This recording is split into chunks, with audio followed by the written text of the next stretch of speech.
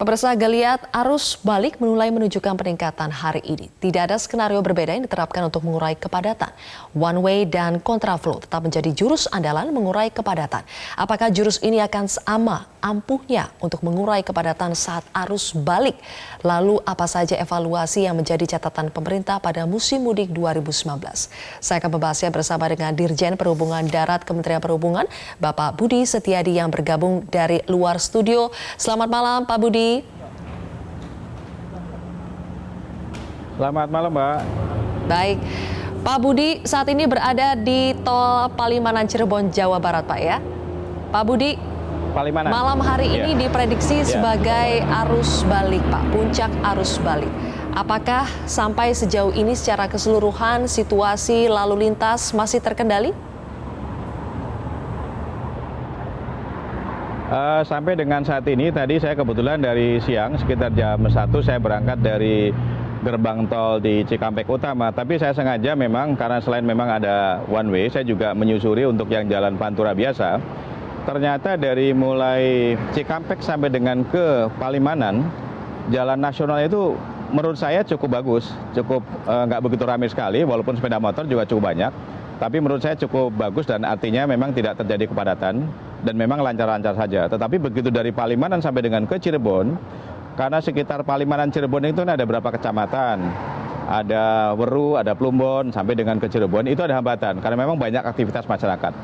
Kemudian berikutnya juga perkiraan saya dari mulai Cirebon sampai dengan ke Astana Japura ke arah Losari itu juga pasti agak padat juga karena banyak aktivitas masyarakat di kota Cirebon. Tapi begitu Losari atau kemudian Astana Japura Losari sampai dengan Brebes saya kira cukup lancar. Jadi artinya saya melihat bahwa sebetulnya dengan diberlakukan one way, jalan nasional itu memungkinkan sekali sebagai alternatif untuk kendaraan tidak melalui jalan tol. Dan kemudian kalau saya perhatikan juga sekarang saya ada di Palimanan.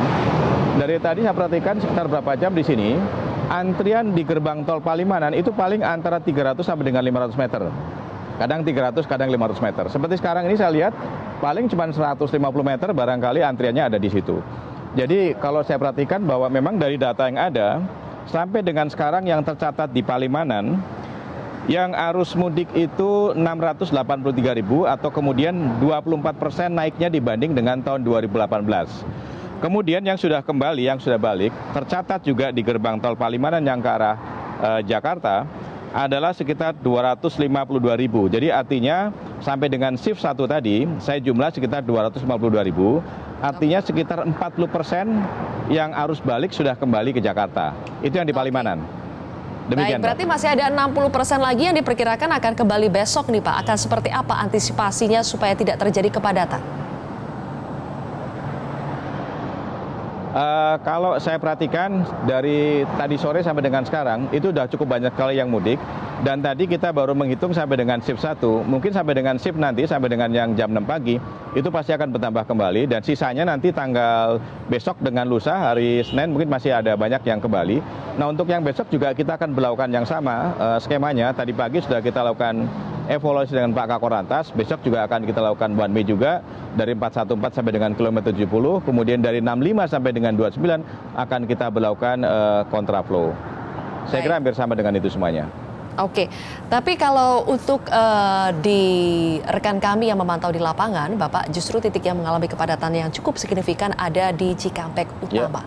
Apa sebetulnya masalahnya, Pak? Boleh dijawab nanti, Pak, kita harus jeda terlebih dahulu. Kami akan kembali sesaat lagi. Baik, kami kembali melanjutkan dialog bersama dengan Dirjen Perhubungan Darat Kementerian Perhubungan, Bapak Budi Setiadi. Pak Budi, apa sebetulnya yang terjadi di Cikampek Utama? Ada kepadatan yang cukup signifikan di situ, Pak? Ya, ini baru saja saya dapat kabar. Sebenarnya tadi waktu siang saya meninggalkan Cikampek Utama sekitar jam 2 siang. Itu tidak terjadi antrian, hampir tidak terjadi antrian karena memang kalau sekitar hanya 4-5 mobil ke belakang yang antri itu menurut saya tidak terjadi antrian. Kalau antrian itu sekitar 100 meter, 200 meter itu ada antrian. Nah kemudian memang yang tadi sudah kita rapatkan dengan Pak Kakor Lantas di Cikampek Utama, yang kita amati, yang kita awasi, yang kita tingkatkan operasionalnya, yang kita tingkatkan juga pengawasan dan juga penanganan adalah di rest area dari mulai 62, 52, 42, dan 32. Nah, saya perkirakan biasanya kalau Cikampek Utama ada hambatan menyangkut masalah antrian, biasanya itu nyambung dari rest area di 62. Tetapi tadi sudah kita perkuat kembali di rest area 62 itu ada tambahan beberapa kendaraan derek maupun kemudian petugas-petugas dari Sabara Polres, juga termasuk ada bantuan juga dari Dinas Perhubungan Kabupaten yang melakukan pengawasan dan juga kemudian menghimbau kepada masyarakat untuk tidak parkir pada bahu jalan. Karena kalau parkir di bawah jalan itu pasti akan menjadi trouble, penyebab untuk kemacetan di belakangnya.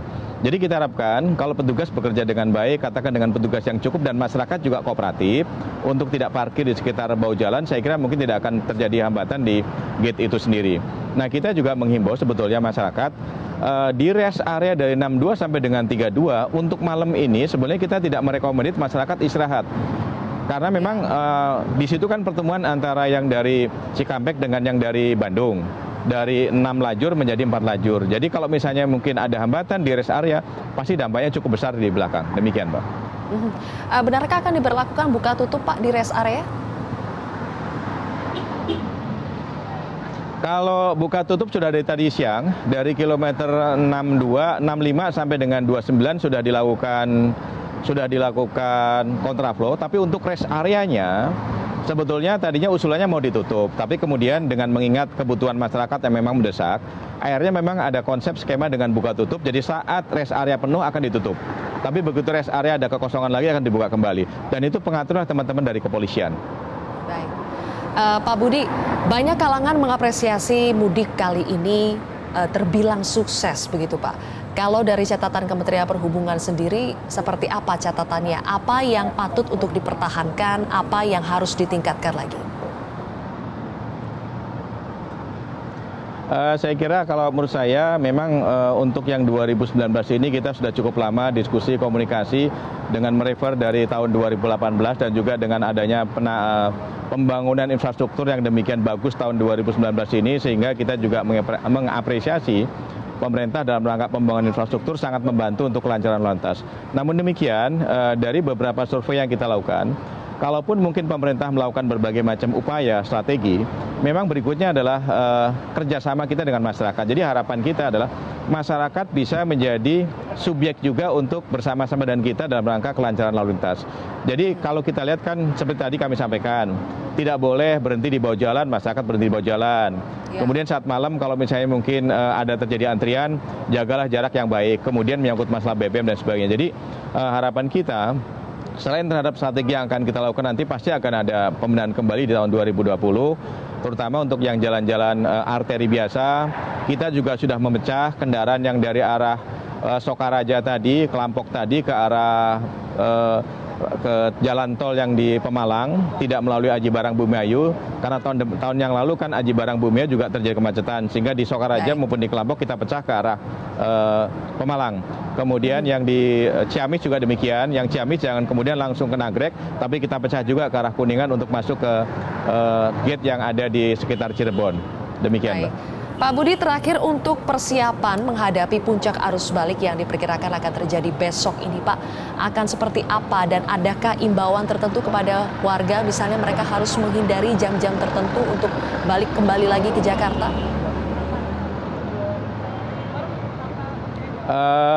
Kita terus saja menghindari atau berharap kepada masyarakat untuk tidak melakukan perjalanan pada malam hari. Karena kalau perjalanan pada malam hari itu mau tidak mau banyak masyarakat yang pasti akan kelelahan atau kecapean.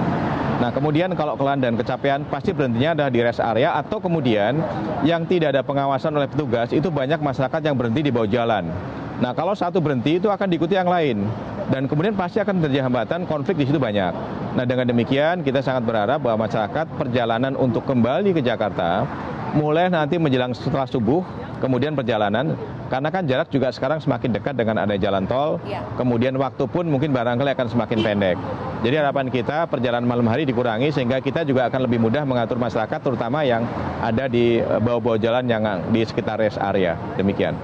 Baik, terima kasih Dirjen Perhubungan dari Kementerian Perhubungan, Bapak Budi Setiadi telah bergabung bersama kami di Prime Time News.